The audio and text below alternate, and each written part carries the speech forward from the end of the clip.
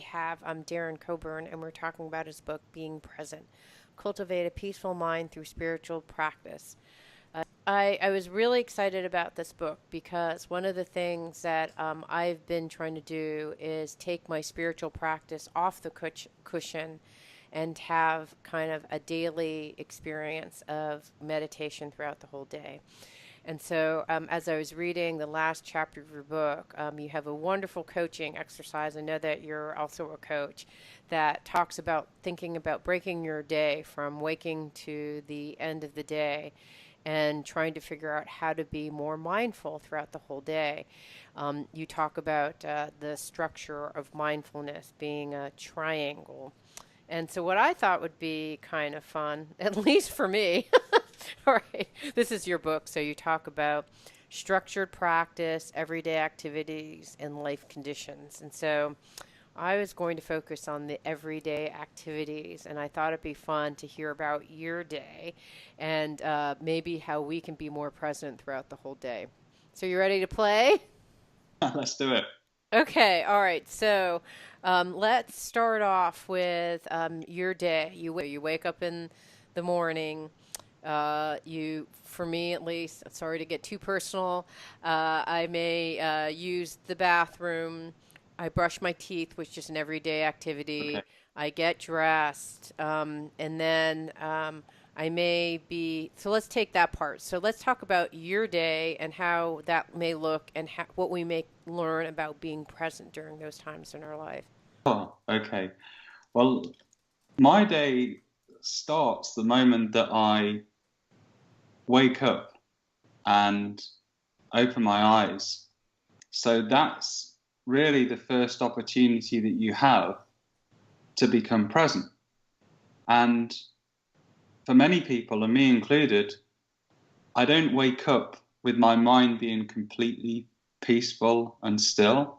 I wake up and the mind might be processing things that I've dreamt about or thinking about what I'm going to be doing during the day. So even before I take my head off the pillow in the morning, I activate awareness and mindfulness. So I'm starting the day as I mean to go on. So that very second that you wake up, physically wake up from sleep, is the time when you start your practice. And you mirror that at the end of the day, just before you go to sleep and you have your head on the pillow at night. Again, you bring awareness to thoughts, feelings, bodily sensations, and then you go to sleep mindfully. And by doing that, what happens is that you tend to have a much more restful night's sleep and you experience a lot more deep sleep, which is a time when you're sleeping when the mind becomes completely still. Um, and that is the time when you reconnect to the source. And the more of that you have when you're sleeping, the better. Because I think mindfulness and being present, and the opposite to being present is being lost in thought. And it doesn't just stop during the day. It happens at night when you're dreaming. In a way, you're lost in thought. And when you're awake during the day and your eyes are open, it's like you're dreaming sometimes. And at night, when the mind's completely still and peaceful, it's like you're present. And then there can be something in between, which is like a lucid dream, where there's a dream that's taking place, but there's some awareness of the dream. So you're even present whilst you're dreaming. So the more that you practice this, the more that you practice being present, the more that you practice meditation and the other things that I recommend in the book. It's not just about the day; it's about the night, and it's about your world that you create when you're asleep. Okay, so I want to go, like, I want to know specifically, you open your eyes and then you watch your thoughts, or what's a specific thing that you do the minute you open your eyes or the minute you close your eyes when you're about to sleep? Like, literally map it out, like the specific, like, I wake up, and I have a thought, and then I say, "Oh, there's a thought," or tell me what you're doing when you wake up in the morning or go to sleep at night. Yeah, it is like that. It's being the observer. It's observing my experience, whatever that may be. So it could be um, watching a thought come and go. It might be tuning into the body to see how the body's feeling. And my body often aches in the morning, probably as I'm getting older. It didn't used to do that. Mm-hmm. So sometimes I'll connect with those aches and pains that I sometimes have. Um, and then I'm often quite emotional in the morning, especially it depends what I've been dreaming. But sometimes there'll be feelings there that have come from the dreams or related to what's coming during the day. So again, I just watch and observe them. It's like a little meditation. Once I feel grounded um, and aware and present, then I will get out of bed and do what I need to do. And that process doesn't need to take long. It might just be a minute or two. It's just starting the day with being present in mind. Okay, so you go to the bathroom, or a lot of people go to the bathroom and they start their morning rituals. Uh, how can we become, and you have some ideas in the book about, brushing your teeth mindfully, or even using the restroom mindfully. What would that look like? Do, shall I talk about brushing the teeth? Do you think that would be the Sure. best option? Yeah, You can talk about either, because you know what? I have yeah, to use the bathroom a lot during the day. So if there's something that you're doing that I might as well try when I'm in the yeah. bathroom, but there may be some things you can do as a man that I can't do as a woman. Although I went to the bathroom today, I was meeting a friend for a cup of tea Hmm. today. Do you have do you do cups of tea in the US, or is it more coffee over there? More coffee. Is Yeah. it? Well, we had a cup of tea, and I went to the restroom, which we call the toilet. Okay. And, it's funny that you should mention bringing awareness to when you go to the restroom, because I can remember urinating and feeling how pleasurable it was, and and I it was very vivid today. I mean, that doesn't happen every day, but today I can remember doing that, and I thought this is just wonderful, being Yeah. able to, yeah, it feels good. Yes, of course it would feel good. I love But that. Okay. yeah, So you're kind of tuning into the sensations of the relief of urinating. well, there's lots of pleasure in the body. Yeah. When there's lots of feelings that you have. Well, if you're washing the dishes and the water's lovely and warm, urinating, lots of basic things that you Right. do that you don't wouldn't necessarily associate with pleasure, but it is pleasurable at the moment. I've got my hand on my book, and Mm-hmm. it feels good. It Mm-hmm. actually feels smooth. I don't know whether Right. you felt the front Yes, of it. it It's does. very, It feels smooth. it's nice, isn't it? Yeah, it That is nice. you can get a lot of pleasure doing things like that. Yes, it's nice. I'll just smear it against my face. It is nice. Another practice, another mindfulness practice is to take these small things that you experience during the day, and you can really enjoy them. Mm-hmm. I like that part in your book where you were talking about brushing your teeth or putting your clothes on. There are moments, or driving into work. There are all these moments where we go into autopilot. We're just executing a program kind of Yeah, mindlessly, right? Where we're not thinking about, like, we may pick our outfit that requires some contemplation or thought, but then after that, there's this kind of automatic process. Um, and I like how you talk about, so you put the toothbrush in your mouth and you're, feeling the sensations or listening to the sounds of, in my case, because I have a sonic hair, it makes this big buzzing sound. So, or feeling the fabric. So, what And I'm just wondering, so is every moment of your day mindful? So, like, have you worked to the point where you are mindful most of the day? No. Okay. So what would it look like? Help me explain. You're putting on your clothes or your, this sounds like a weird pornographic conversation, but it's not, but I'm really just curious. I'm asking about what it feels like when you're urinating. What does it feel like when you're putting on those pants? Like, what color are the pants? What color are the pants and the shirt? And how's it feel on your skin? Like, what? What is it that you're doing when you're putting on your clothes or brushing your teeth? Well, I mean, going back to your question earlier, I'm always very honest in my writing and I'm honest in my teaching. And I am not present most of the day. I'm right with The, you. yeah, I think the reason that I've been able to articulate the teachings in the way that I do is because I've come from a place personally where I've been lost in thought pretty much most of the time, and I still find it difficult. So, some people, they are more mindful, they are more present. But for me personally, I've really had to work on it. And as a result, I've been able to learn about the teachings and also create some of my own practices.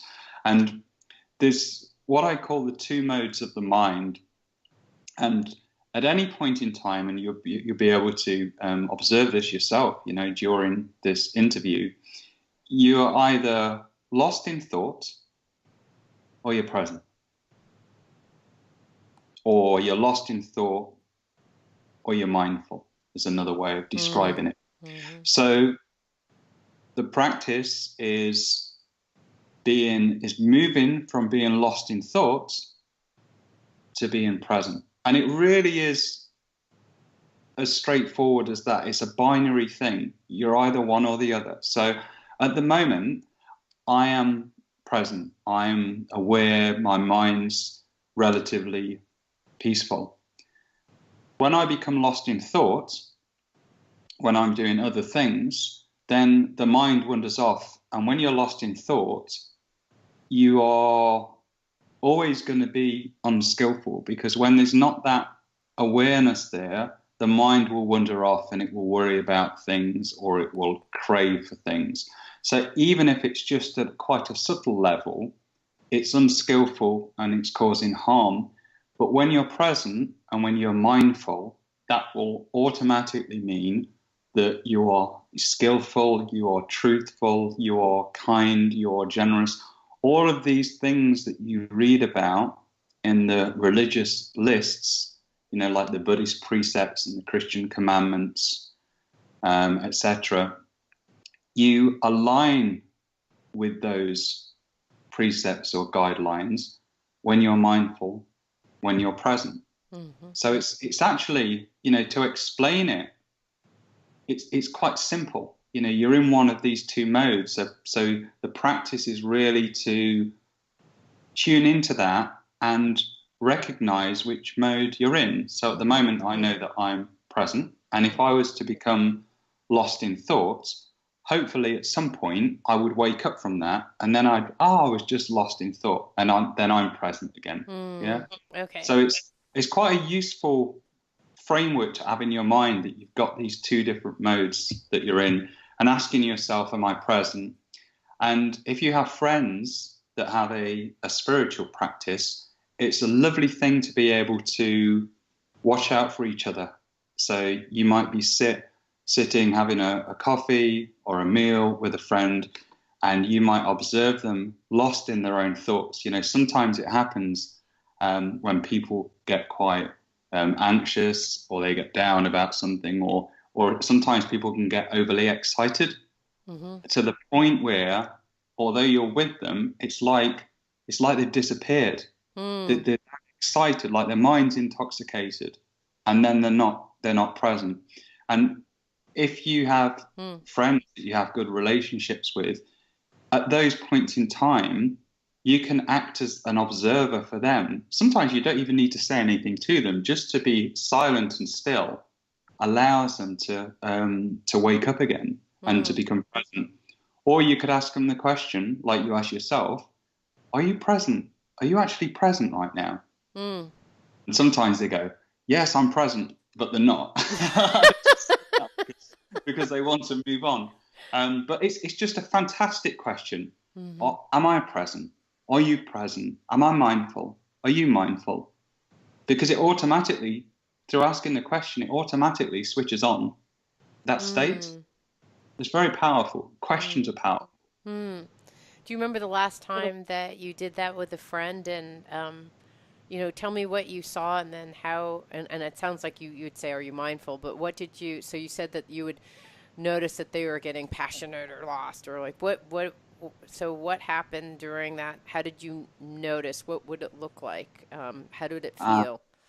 yeah, well, the last example that I experienced was a few days ago, and a friend of mine was recalling something that happened in her past, and probably not good for me to share Mm-hmm. what that is, but Yeah. it was difficult and it was emotional for her. And it was interesting to watch her because she is naturally a very kind, gentle woman, and it was as though she went back in time, and all of these feelings of anxiety came up, and her face changed, and it Mm. was as though I'd lost her. And as she was telling me this story, her mind, um, it was as though it was actually back there Mm. rather than here now. Mm. And it's fine to tell stories. I'm telling you a story about something that happened to me 2 or 3 days ago, but I'm not back there, I'm here. But sometimes you end up, it's as though you go back in time Mm-hmm. and it's like you get lost in that dream. And then it creates and triggers a lot of unpleasant feelings. And then ultimately it's going to cause yourself and other people problems. Right. So I observed that. I let that pass, but then afterwards, when she was calmer and more peaceful, then I said, "Oh, what happened there?" Yeah, so it's what's happening for you now. So you kind of made her go. So she sounds like, if I think about it, it sounds like she was re-traumatized by the That's right. past experience. And so you Yeah, brought her back, like, what's happening to you now. And the listener wrote, well, maybe she was having, maybe it was more fun back in the past. I think this is probably not in her case, but sometimes you're reminiscing about, like, oh, I just went to the most amazing rock concert as blah, blah, blah, and he did this, and then he did this, and whatever. So that's the case where I think in those cases you're having fun, but you're present. I don't know. I don't know if I've ever yeah. had that. That was a listener asking that. So there were a couple of questions that came up. So there's pleasure in urination. Yes, I think so. So I don't know. That's a question. So I think it's a pleasurable sensation. I think to release. I would imagine released actually whatever is in there that needs to come out. There's a relief. I think so. I think that was one question. How to use the bathroom mindfully. I think that's what we talked about, and I'm hearing what you're saying is in the book we in the conversation we're having we talked about a bodily sensation, but it could also be a visual sensation. You're like, oh look, there's that beautiful color yellow. Like I don't know what you'd be thinking, or like it doesn't have to be a body. It doesn't have to be something a felt sensation. It could be the color. It could be the sound of when you're urinating and what it sounds like. It could be, I don't know, what are some other things? Because when you're present, it's just being present to what is. It could be the space between the silence and when you hit when it stops and or begins, and then when it's all of a sudden you're urinating again, right? It doesn't matter. There's not like one technique per se, or is there one that you use for certain types of things?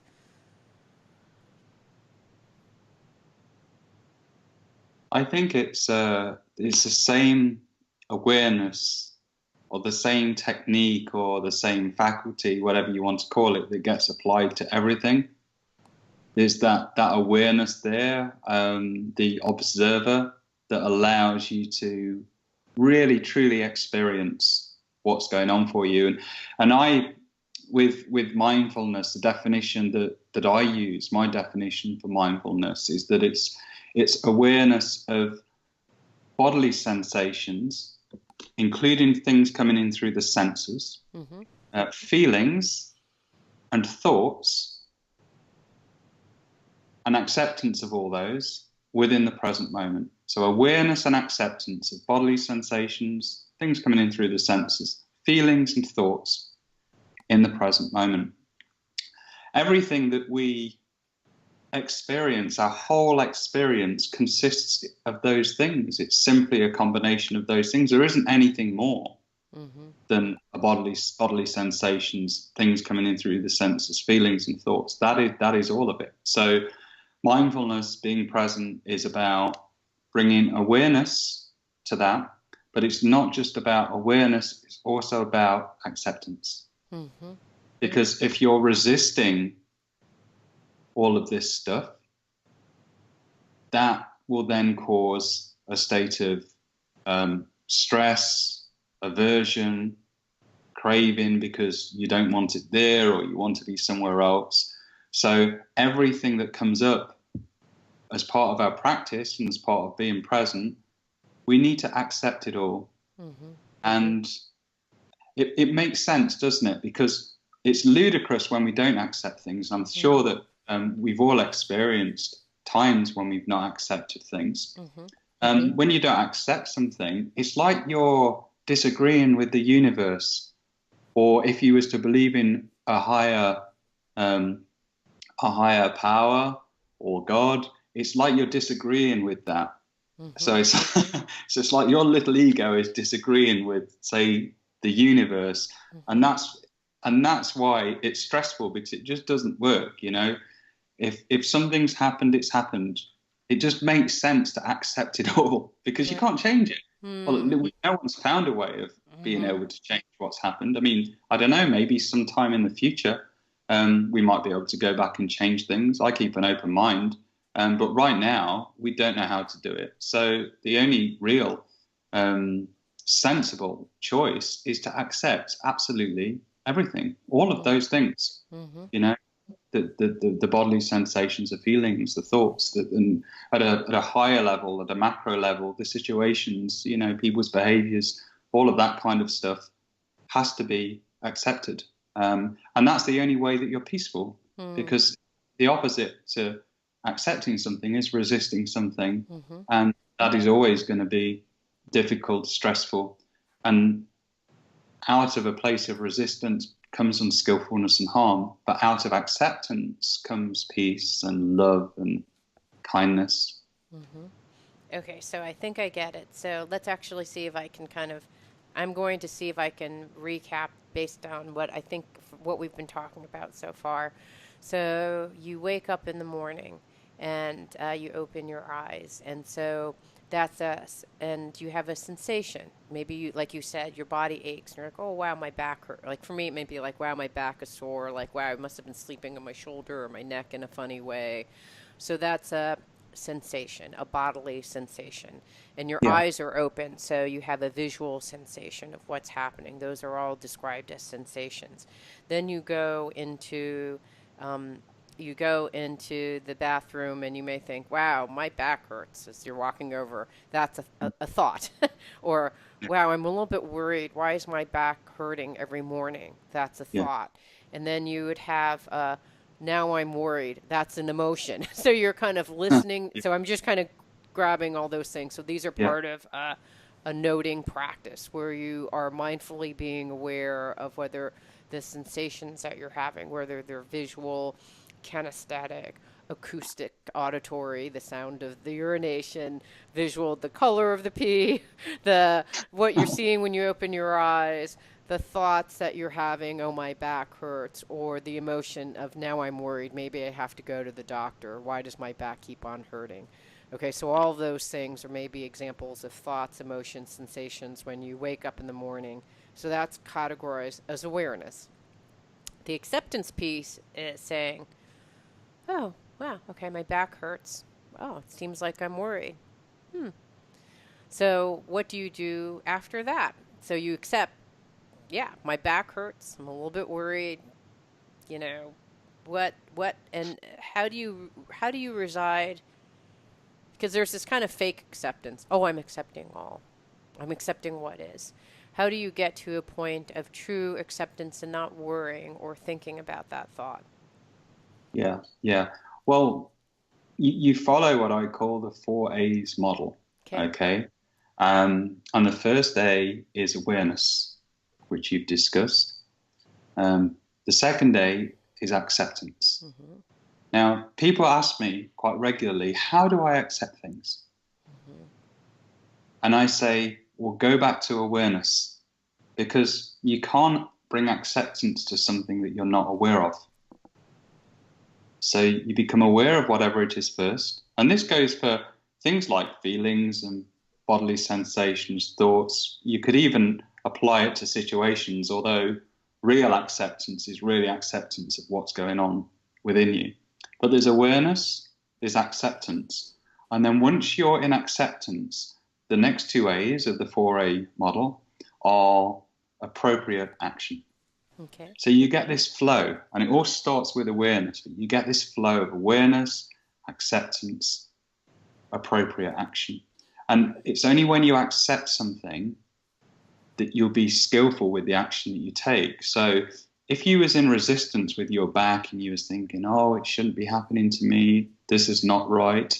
I went to see a a doctor Mm-hmm. who gave me some tablets last week, and that's not cured it, and that's not right. Right. So if you start to get into a state of resistance, unskillful behavior then follows, and it causes problems. So the next thing you might do is pick up the phone to the doctor or the receptionist and go, oh, I'm not happy about this. This is so all of a sudden, it's not Right. just your own stress that you're creating, you're then propagating that out into the world. Whereas if there's a peaceful acceptance of that, it's okay, well, my back hurts and it's okay for it to hurt. Doesn't mean that you're not going to do something about it, but it's okay for it to hurt because that's happened. And the treatment that I received last week has not worked. Okay, well, that's what is. What do I need to do next? And then from a peaceful state, here comes the appropriate action. Right, okay, what I'll do is I'll make a call, and as soon as I can, I will go back to see the doctor. So you call and your back's in pain, but you're peaceful. Oh, hello, how are you doing? You having a nice day? Yeah, good. I wonder if I can book in again to see the doctor. So the whole tone and energy associated with the action from a state of acceptance is very positive. And what you find is that when it's got that kind of energy associated with it, you end up achieving better results as Mm-hmm. well. So, if you're angry and stressful with the receptionist, then if the receptionist's not in a good mood, the receptionist may put you at the back of the queue. Right. Or it could make the receptionist anxious to the point where the receptionist then forgets to make the booking because he or she's come off the call, and they're feeling really uncomfortable with themselves because you've just ranted at them down the phone. Right. And so following this 4 A's model and having that flow from awareness through acceptance and out into appropriate action is the way to go. And that's the only way that your actions are harmonious with what the universe needs, because the awareness and acceptance starts with accepting the universe as it is now, and it's only through that can the actions then be in harmony with what is. Mm-hmm. Got it. Yeah. Yeah. What's interesting is I'm mapping it to other yogic principles, which is Oh, that there's this idea, or Eastern principles that talk about karma being willful action. And willful action is when you respond quickly, right? You call up the doctor and like, I'm so mad, and so then you're actually creating bad karma in that particular Yeah. case, because you're taking your, and I literally just did this before this interview, where someone, they really messed up an order, and I was just so mad. And had I just taken a break and been aware, like, wow, I'm really okay, so I'm going to do that, which for this instance that literally happened right before I got on the phone call. Build.com, I was buying some furniture, and they royally messed up the order. And I was really mad. And they royally messed, not only did they royally mess up the order, but they also were trying to charge me. They weren't trying to. They were not willing to extend a discount that I got on the initial order, and then they canceled an order. Anyways, it was irritating for me. And so if I think about it, okay, the thought is, I'm irritated. I have been maligned because I didn't do anything wrong. They canceled the order, which they had something on their website. It didn't necessarily um, exist, even though it was on their website. Then they wouldn't honor the discount because they said I originally used the discount. So I'm getting into story, but so I'm mad. I'm mad. I'm thinking I've been maligned. And my thoughts are one of, this really doesn't seem fair, and it doesn't seem correct or actually ethical business behavior. And so I wrote back to this in the email. I'm like, I just don't think that this is ethical behavior. However, if you believe that this is, then that's, I understand, but I don't, frankly, I don't like what's happening. I'm feeling bad about the whole exchange, right? Had I thought a little bit about it, I may have thought, well, it's not this guy's fault, right, that this is happening. I mean, he sort of, I don't think he truly understands the situation, so he's just making a call without truly understanding. Um, so I don't know. That was not, I don't know if it was appropriate action in that case. Because when I wrote the email, I was mad. All right. Okay. Yeah. Yeah. If there were unpleasant feelings there at the time and you was in a state of resistance, Yeah, I which was it resisting what sounds is. Yeah, I was resisting sounds what like is. you were, yeah, that then in a way, regardless of the outcome that you get, even if you get a positive outcome from a retail standpoint, it would still be unskillful Right. um, action. Yeah.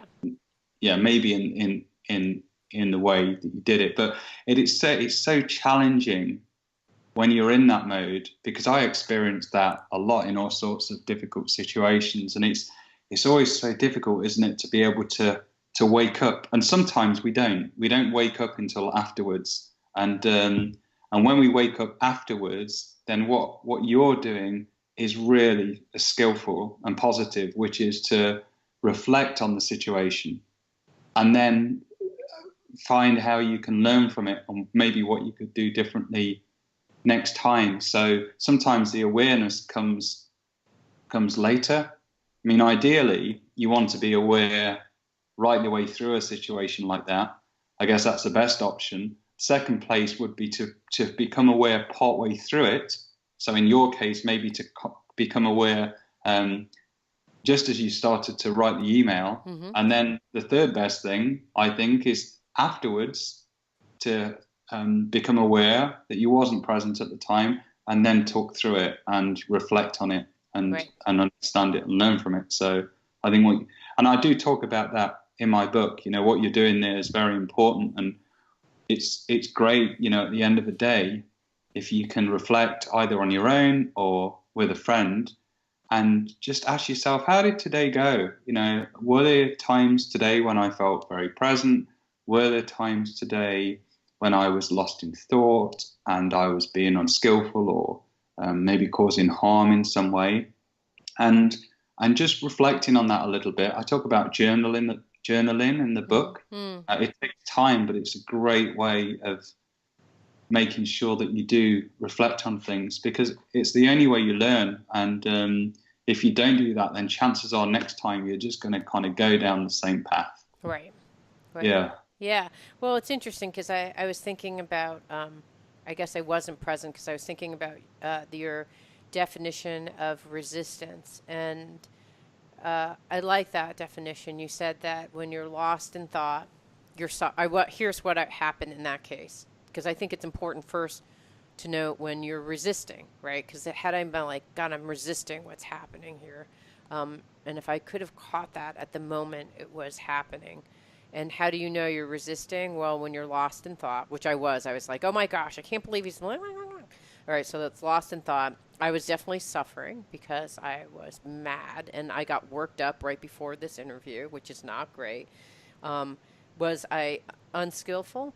You know, it's interesting. I don't know. Here's the thing. Now, having talked through this in a calmer state, I may send actually the same mail, but it wouldn't be coming from a place of anger, right? It Mm. would be, there wouldn't be a punch next to it. It would have been just like, you know what I mean? I could just neutrally say, like, here's the facts as I see them, da Yeah. da da da da.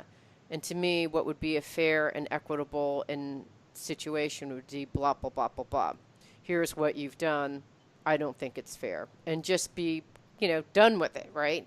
If there's anything you can do, great. If you're not, then fine. Or I could actually take my business elsewhere. I could be consciously aware of it and take my business elsewhere, which I've thought about doing. So I don't know. I actually don't know if I would have done anything differently, except there wouldn't be this punch, like where I was just kind of like, "Screw you, bastard," like that kind of thing. That Yeah, wouldn't have if it's that wouldn't have come with it. Which was honestly, when I was typing the email, I'm like, "Gosh darn it, screw you!"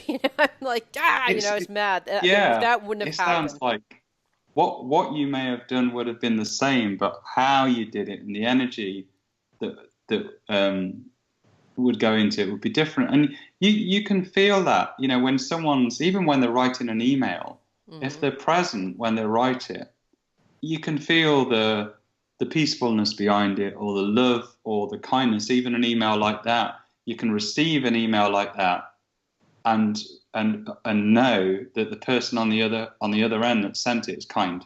Right. Just the energy just travels through. Right. It can happen in messages as well. Something as small as a message. You can. I don't know whether you've experienced that. You must have done. In Yeah. written communication, or sometimes when someone's speaking to you verbally, there's energy that travels through it. Yeah, And like when sometimes you're I pick present, up nervousness. Like guests are like, "Are we on?" Like I can feel like a sense of nervousness through the email, even though if I actually just read the words, there's no nervousness in there, but I can feel it because I think it was sent in a sense for nervousness. So I do think that there's energy. Um, uh, and so there was other things that you said for resistance, unskillful or unhappy, or other ways that you can tell if you're in resistance. Why shouldn't you do something or what you'd rather be doing? So if you're focusing on why you shouldn't be doing something or what you'd rather be doing, which I was like, I don't want to be dealing with this anymore. I've already spent like hours and hours because these guys, had this inventory that didn't exist. So I was thinking about what I'd rather be doing, and I was tired. So all these, I can look at this criteria for are you resisting and say, yes, I hit every single one of these. I was lost in thought. I was suffering. I was unskillful. I was unhappy. I was focusing on what I'd rather be doing or why shouldn't I be doing something, and I was tired. And I was not able to do, as you say, accept and let go. But at the time, I don't know if I am now, but I'm getting closer to it. So I think that that's how you know where you are in the if you know that you're not accepting, which I think is of the of 4 A's, that's probably the hardest one. Okay, so I wanted to go back in the next couple minutes talk about the 6 characteristics of presence, because I found that that was the first time that I've ever read something like that, and I thought it was interesting. ah, okay, yeah. Do you know what I'm going to do? I'm Yeah. going to remind myself. Oh, I'll tell you what they are. Okay, what I'll do is I'll Oh, remind you what they are, and then you can actually um, tell us a little bit about it. So one is the presence of beauty. You'd meant that's one of the things that you mentioned. Uh, okay, so first characteristic is still and quiet mind with no discursive thought. yeah, So let's talk about that. yeah. So this list that I provided was at the time of writing how being present or presence feels to me. Mm-hmm. So I wanted to share that. Other people may come up with other lists and other ideas, but that first one about no discursive thought, what I'm referring to there is that the mind's peaceful and you will have thoughts, but they're not running away with themselves. So I use the term lost in thought quite a bit. So Mm-hmm. it's fine to think. You can think now, there's some awareness around it. You're present, you're mindful. But as soon as the thoughts run away with themselves, then, yeah, the presence is gone. So there's definitely that peacefulness and stillness of the mind. And there's something there when you're present. And I'm kind of there now. It's impossible to explain. I mean, you can use certain words like stillness or formlessness, peace, love. But it is there. Once you've tuned into it and when you're present, it kind of comes online. Mm-hmm. And the mind needs to be peaceful and not running away with itself for you to keep a connection with that. Mm-hmm. Yeah, and I understand that because I did it when I was explaining that scenario because I talked about what was the problem. They weren't getting what I wanted, but I went into story and I started going back and forth with the discount, and that was my mind generating running amok. So if people want to know what that looks like, just rewind the the YouTube. Okay, the second is the thing that you're talking about, connectivity to a transcendental source, allowing us to access peace, love, and wisdom is what you were just saying, which is there when we're present. You Yeah. said the third characteristic is wise and loving creativity, then can manifest in any form. So help us connect with that a little Yeah. bit. Yeah. I mean, to go back to the transcendental source, Yeah. how I experience it, and I can only really talk for myself. I Yeah. mean, people will tell me what it's like for them. I can only truly talk through my own experience. Mm-hmm. It's like for me when I'm present that I'm connected and that I'm tuned in and I'm plugged in to something that's far more intelligent and wiser than the little me. Mm-hmm. And I sometimes use the analogy of a mobile phone, Mm-hmm. and if you're not present, it's like having the phone in airplane mode with no internet connection. Mm-hmm. And that the phone can only really act based on what it knows at that point in time and its past conditions. It's not plugged into a wider, in a way, infinite source of intelligence that it gets when it switches on the internet connection. Right. And our minds, I believe, work in the same way. When we're lost in thought, we become very constrained and we tend to react based upon our past conditioning. But when we're present and it's like we're plugged in to this infinite intelligence, we use that in order to act skillfully. So when I talk about the appropriate action or the skillful action, it comes in through that source. Mm-hmm. And you might use some of your past conditioning and memories and experiences, but you're drawing upon that infinite wisdom or intelligence. And that's where the skillfulness comes from. And that's where true creativity comes from. That's where kindness comes from. Because the magic associated with that source or that connection is it takes everyone and everything into account. So when you act, when you're plugged in, when you're present, when you're mindful, you're doing what's right. It's like you're doing what's right for the entire universe. And you don't really need to think about it. It just happens. And that's the harmony. And that's harmonious living, being able to respond in that way.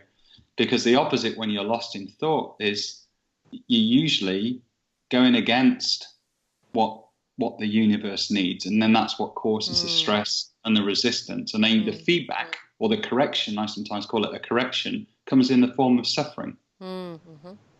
Mm-hmm. So I can't explain scientifically how it works, but I strongly believe, and I know millions of other people do, that when you're mindful, when you're present, you're able to connect yourself to a transcendental form of intelligence. Right. So, I mean, the Taoists would say that you're connecting to Qi or Yes, the Tao, or yoga and Chinese practitioners would say the Tao, Qi, prana. You're yeah, basically connected to that. And in that yes, energy, the divine wisdom or energy is that's right. Yeah, wisdom, love, creativity. And beauty, which is the fourth characteristic that you're talking about, is having the loving appreciation of beauty. And the fifth yeah, characteristic, skillfulness, is what you're saying is an outcome. When we are connected, fully connected, that is something in which it just naturally happens, because when we have the love, the wisdom, the peace, the beauty, we can get there. And the sixth characteristic is fearlessness, which yeah. is a piece that we haven't talked about. But can you tell us briefly what that means for you? Yeah, what I'm talking about here is you you let go of the fear that gets generated psychologically when you're present, because a lot of the fear that we experience is because our minds get lost in thought, Mm-hmm. and then the thought patterns then trigger irrational and out of date feelings and fears that we experience within Mm-hmm. ourselves. I'm not talking about the fear that you might experience if you was to be in real danger and you Right. needed to act, Right. because that type of fear Yeah. Legitimate. is Yeah. and it's got its place. Yeah. But it's a psychological fear, and you don't experience that when you're present. You can't, Mm. because the mind doesn't go off and and think unskillfully and be in a state of resistance and worry. You don't get any of that. So you don't get any of the fear that goes with it. So you find, if you think about people that you know that you deem to be very present, very wise, very mindful, there will be a correlation between that and fearlessness. Mm. And the ultimate, really the ultimate manifestation of this is that the fear of death goes. Because ultimately for people, that's the biggest, fear Mm-hmm. that they face. But when you're completely present, you don't even have that. It's uh, I will close by saying I was in Hawaii when the nuclear missile threat was actually sent to Oh, everyone, and I had been meditating I had done probably, like, I don't know, 7 meditations at that point, in which I was getting connected to this energy that you're talking about, and I didn't fear death at all. It was the weirdest thing. I don't know at this moment, if that happened to me at this very moment, if I would feel it, but I think I have an experiential sense of what that's all about. Um, yeah. so we've been talking to Darren Cockburn, and we've been talking about his book, Being Present. And do you have a website that if folks wanted to find out more about your book and your practice and such? I do. I do. It's www.darrencoburn.com, and Coburn is spelled Cockburn, COCKBURN.com. So there's plenty of information on there, and social media links and things like that that people are welcome to visit. Thank you so much for being on the show. Okay, thank you for having me. It's been a real honor. I've enjoyed talking to you. Yeah, I enjoyed talking I think to I've you been too. present most of the time. It means so much to me that you're listening to the show. I would love your support in any way by giving me comments below, or to subscribe to the show, or share the show with friends. Thank you again for your support. Love and blessings.